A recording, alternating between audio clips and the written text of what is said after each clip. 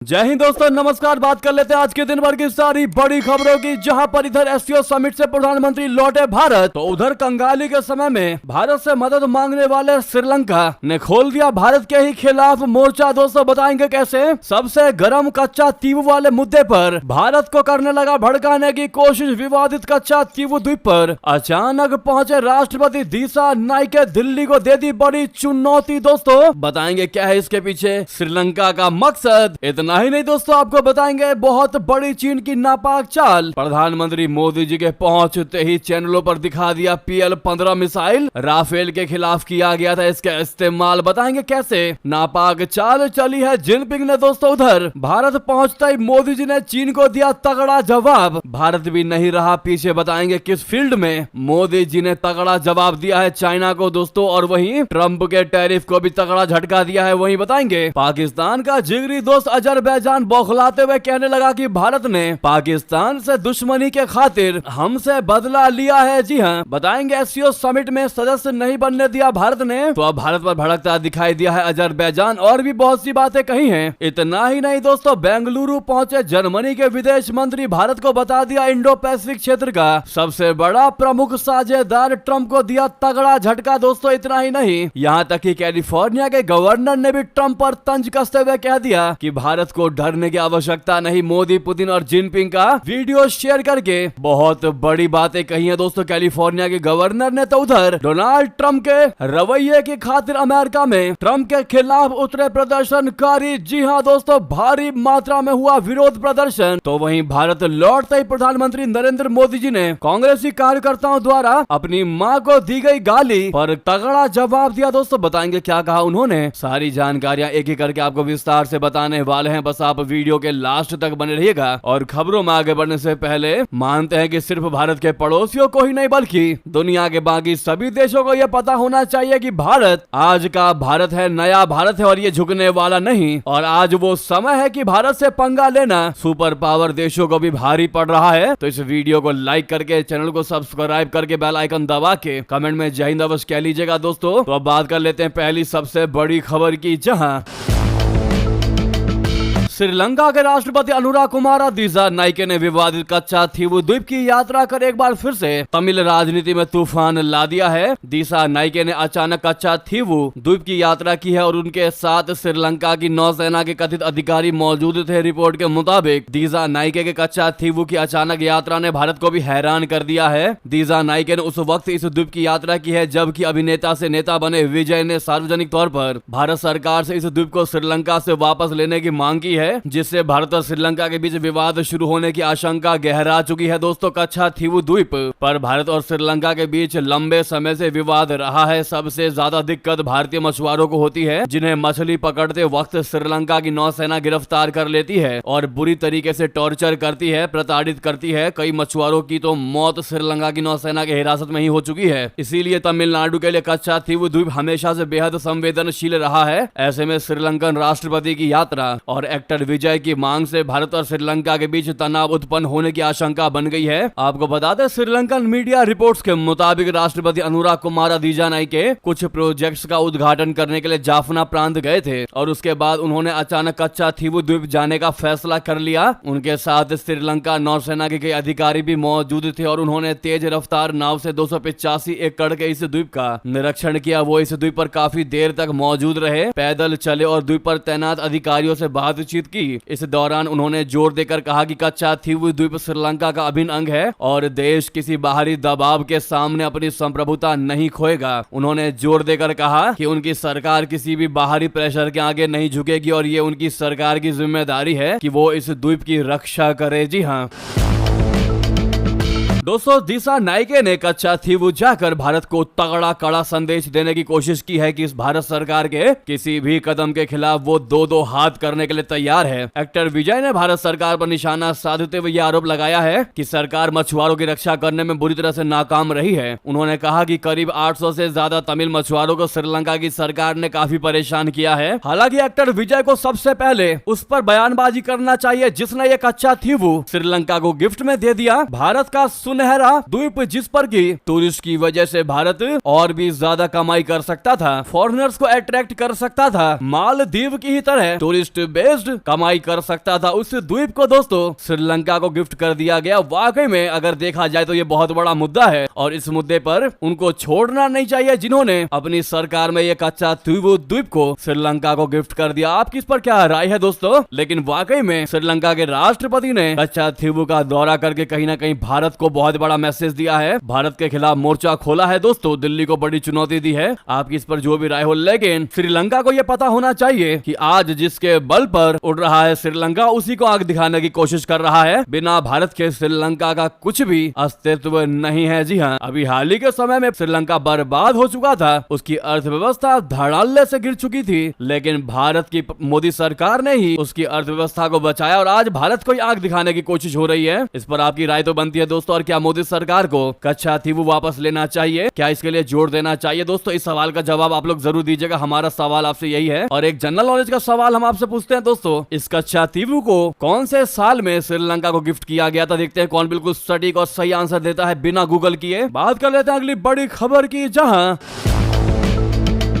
प्रधानमंत्री नरेंद्र मोदी जी जिस वक्त चीन में एससीओ शिखर सम्मेलन के लिए उतर रहे थे, उस वक्त चीन के सरकारी टीवी चैनल सीसीटीवी पर एक बड़ी खबर दिखाई जा रही थी। उस खबर में PL-15 मिसाइल के बारे में बताया जा रहा था। दोस्तों आपको बता दें कि यह वही मिसाइल है जिसे अमेरिका ने पाकिस्तान को भारत के खिलाफ संघर्ष से ठीक पहले दिया था। चीन और पाकिस्तान दावा करता है कि उसी मिसाइल से भारत के कुछ विमानों को निशाना बनाया गया था। ऐसे में सबसे बड़ा सवाल ये उठता है कि क्या ये महज इत्तेफाक है या फिर कोई गुड़ इशारा, चीन की कोई बहुत बड़ी प्लानिंग है या फिर नेचुरली हो गया। हालांकि जो वीडियो प्रसारित किया गया था उसमें सिर्फ PL-15 मिसाइल की क्षमता के बारे में बताया गया था और वीडियो में भारत पाकिस्तान संघर्ष का जिक्र नहीं किया गया था। लेकिन वीडियो दिखाने का समय क्या कोई सूक्ष्म संकेत का इशारा करता है? जियोपॉलिटिक्स में नेताओं के हाव भाव और समय काफी महत्व रखते हैं। जैसे ट्रंप के टैरिफ युद्ध के बीच मोदी का एससीओ शिखर सम्मेलन के लिए चीन का दौरा करना, जबकि यही चीन के राष्ट्रपति शी जिनपिंग G20 शिखर सम्मेलन में हिस्सा लेने दिल्ली नहीं आए थे। बात करते हैं यूरेशियन टाइम्स की रिपोर्ट की, तो उसके मुताबिक 30 अगस्त को जैसे ही भारतीय प्रधानमंत्री मोदी जी तियानजिन पहुंचे,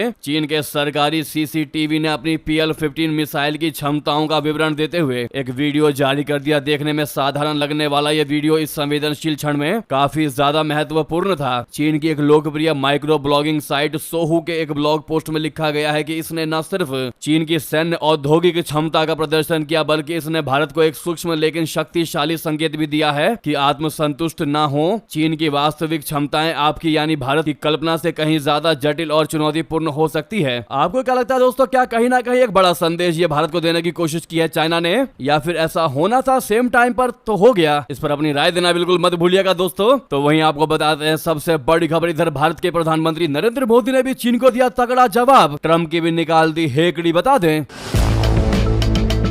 भारत ने सेमीकंडक्टर टेक्नोलॉजी में बड़ी उपलब्धि हासिल की है। आज देश में बने पहले सेमीकंडक्टर चिप को लॉन्च किया गया है। केंद्रीय आईटी मंत्री अश्विनी वैष्णव ने प्रधानमंत्री नरेंद्र मोदी को देश में बनी पहली चिप भेंट की। इस मौके पर उन्होंने विक्रम 32 बिट प्रोसेसर और 4 अन्य मंजूर प्रोजेक्ट के टेस्ट चिप्स भी प्रस्तुत किए। इसे इसरो की सेमीकंडक्टर लैब में बनाकर तैयार किया गया है। आज 2 सितंबर को प्रधानमंत्री मोदी जी ने दिल्ली में सेमीकॉन इंडिया 2025 का उद्घाटन किया। इस मौके पर आईटी मंत्री वैष्णव ने बताया कि कुछ साल पहले प्रधानमंत्री मोदी जी की दूरदर्शी सोच से इंडिया सेमीकंडक्टर मिशन की शुरुआत हुई थी। केवल 3.5 साल में ही भारत ने दुनिया का ध्यान अपनी ओर खींचा है। दोस्तों इस मौके पर प्रधानमंत्री मोदी जी ने कहा कि जैसे तेल को ब्लैक गोल्ड कहा जाता है, वैसे ही सेमीकंडक्टर चिप डिजिटल डायमंड है। 21वीं सदी की तरक्की इन्हीं चिप्स पर आधारित है। एक छोटा सा चिप आने वाले समय में बड़ी प्रगति और नवाचार लेकर आएगा। आज पूरी दुनिया भारत पर भरोसा जता रही है और सेमीकंडक्टर का भविष्य भारत के साथ मिलकर बनाने के लिए तैयार है। उन्होंने आगे कहा कि जब दुनिया की अर्थव्यवस्था कई तरह की चिंताओं और आर्थिक स्वार्थ से जुड़ी चुनौतियों से जूझ रही है, तब भी भारत ने इस साल की पहली तिमाही में 7.8% की ग्रोथ रेट दर्ज की है। ये विकास मैन्युफैक्चरिंग, सर्विस, कृषि और निर्माण जैसे हर सेक्टर में साफ दिखाई दे रहा है। दोस्तों इस खबर से चीन और अमेरिका का चौंकना तय माना जा रहा है, वो भी ऐसे समय में जब अमेरिका ने भारत पर हाई टैरिफ लगा रखा है। दोस्तों ऐसे में इस नई प्रगति के लिए कमेंट में मेरा भारत महान जरूर लिखिएगा। अगली खबर की बात कर लेते हैं, जहां पर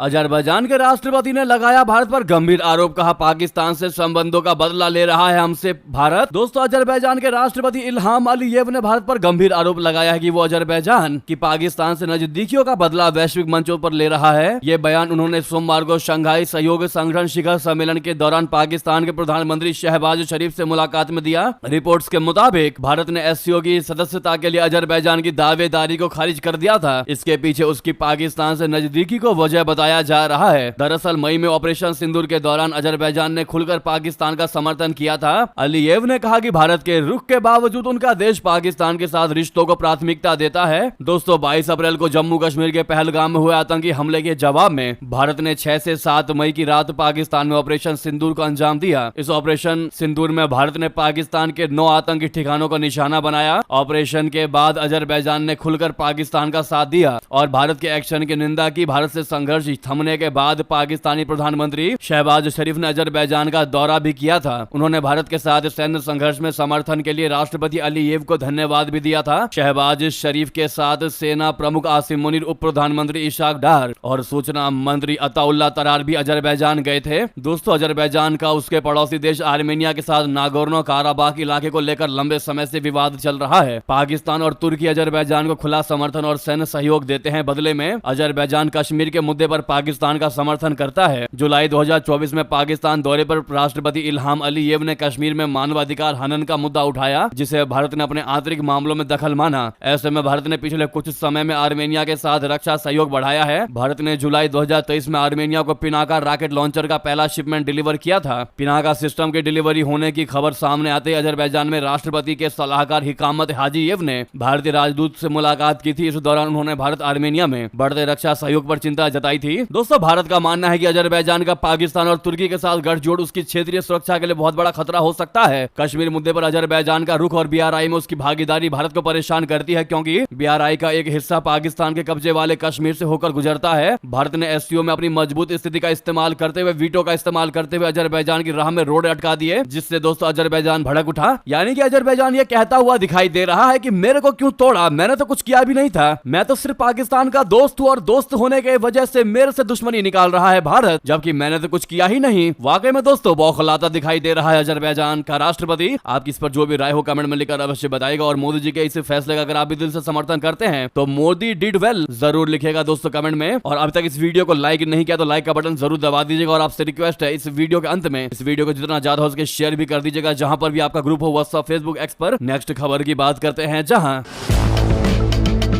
बेंगलुरु पहुंचे जर्मन के विदेश मंत्री, भारत को बता दिया इंडो पैसिफिक क्षेत्र का प्रमुख साझेदार, ट्रंप को दिया तगड़ा झटका। दोस्तों, अमेरिकी राष्ट्रपति डोनाल्ड ट्रंप ने भारत पर 50% टैरिफ लगाया, तो वहीं उन्होंने अन्य देशों से भी भारत पर प्रतिबंध लगाने की बात कही थी। ऐसे में जर्मनी ने ट्रंप को बड़ा झटका दे दिया है। बता दें कि जर्मनी के विदेश मंत्री जोहान वाडेफुल भारत की 2 दिवसीय आधिकारिक यात्रा पर पहुंचे हैं। वो 2 से 3 सितंबर 2025 तक भारत में ही रहने वाले हैं। भारतीय विदेश मंत्रालय ने जोहान वाडेफुल की इस यात्रा की घोषणा करते हुए दोनों लोकतंत्रों के बीच मजबूत और विकसित होते संबंधों पर जोर दिया। बता दें कि विदेश मंत्री के तौर पर वाडेफुल का यह पहला भारत दौरा है। उन्होंने भारत को इंडो पैसिफिक क्षेत्र में एक महत्वपूर्ण साझेदार बताते हुए द्विपक्षीय सहयोग की गहराई और व्यापकता पर प्रकाश डाला। उन्होंने अपने प्रस्थान से पहले कहा कि भारत और जर्मनी के बीच राजनीतिक, आर्थिक और सांस्कृतिक रूप से घनिष्ठ संबंध है। सुरक्षा सहयोग से लेकर प्रौद्योगिकी और इनोवेशन, साथ ही कुशल श्रमिकों की भर्ती तक हमारी रणनीतिक साझेदारी को विस्तार देने की काफी संभावनाएं हैं। ऐसे में उन्होंने कहा कि विश्व के सबसे अधिक आबादी वाले देश और सबसे बड़े लोकतंत्र के रूप में भारत की आवाज वैश्विक मंचों पर तेजी से प्रभावशाली हो रही है।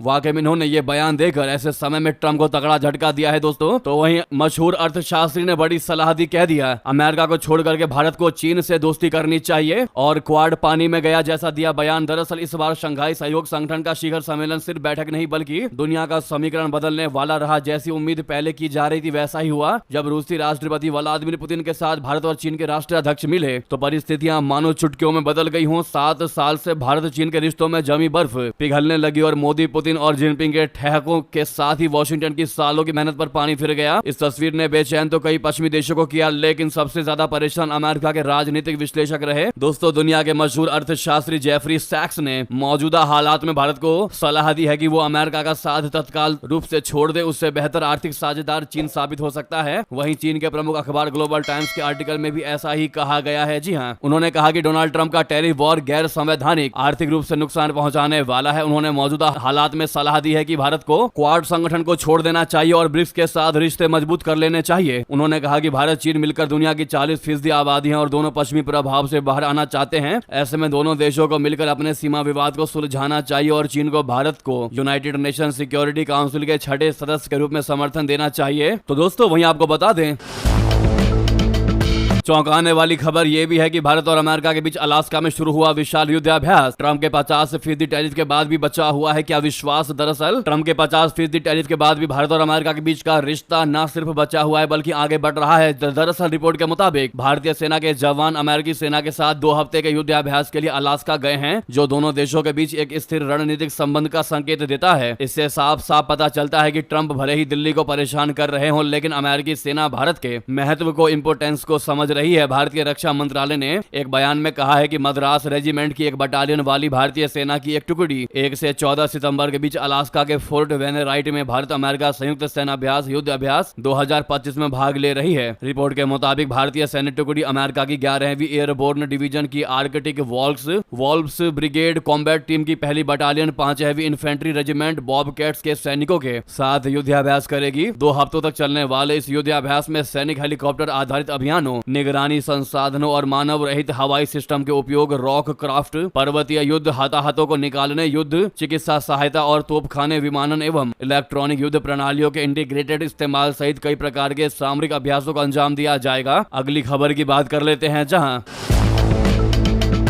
मां की गाली से जितना दुख मुझे हुआ उससे कहीं ज्यादा बिहार की माताओं और बहनों को हुआ है। दोस्तों प्रधानमंत्री नरेंद्र मोदी जी चीन से वापस लौटते ही सबसे पहले दिया तगड़ा जवाब। कांग्रेसी कार्यकर्ताओं को बता दें, राहुल गांधी और तेजस्वी यादव के नेतृत्व में निकाली गई वोटर अधिकार यात्रा में कांग्रेसी कार्यकर्ताओं ने प्रधानमंत्री मोदी जी को मां की गालियां दी थी। ये घटना दरभंगा में हुई थी। अब इस मामले पर प्रधानमंत्री मोदी जी की प्रतिक्रिया भी सामने आ गई है। इस घटना से प्रधानमंत्री मोदी जी काफी दुखी हुए हैं। प्रधानमंत्री नरेंद्र मोदी जी ने कहा कि उन्होंने इस चीज की भी कल्पना नहीं की थी। बिहार में जीविका दीदियों को संबोधित करते हुए प्रधानमंत्री मोदी जी ने कहा कि मां ही तो हमारा संसार होती है, मां ही हमारा स्वाभिमान होती है। बिहार में आरजेडी कांग्रेस के मंच से मेरी मां को गालियां दी गई। प्रधानमंत्री ने कहा कि यह गालियां सिर्फ मेरी मां का अपमान नहीं है, यह देश की मां बहन बेटी का अपमान है। उन्होंने कहा कि मुझे पता है कि आप सबको भी बिहार की हर मां को यह देख सुनकर बुरा लगा होगा, बहुत ज्यादा बुरा लगा होगा। मैं जानता हूं कि इसकी जितनी पीड़ा मेरे दिल में है उतनी ही तकलीफ मेरे बिहार के लोगों को भी है। उन्होंने कहा कि छठी मैया से माफी मांगे वो आरोपी। दोस्तों वाकई में प्रधानमंत्री नरेंद्र मोदी जी की माता को जिस प्रकार से गाली दिया गया है कांग्रेसी कार्यकर्ताओं के द्वारा, उन्होंने सच में देश की हर एक मां बहनों का अपमान किया है। ऐसे में अगर आप भी मानते हैं कि उस पर सख्त से सख्त कार्रवाई होनी चाहिए तो कमेंट में एक्शन इज नीडेड जरूर कहिएगा दोस्तों। और आज जितना ज्यादा हो सके इस वीडियो को WhatsApp group, Facebook group, X group, हर जगह जहां पर भी आपका ग्रुप हो शेयर कर दीजिएगा। मिलता अगली बड़ी खबर में, लेकिन उससे पहले इस वीडियो को लाइक करके चैनल को सब्सक्राइब कर दीजिएगा और बेल आइकन दबा के कमेंट में जय हिंद कहिएगा। मिलता अगली खबर में। बहुत बहुत धन्यवाद, बहुत बहुत आभार। जय हिंद, जय भारत।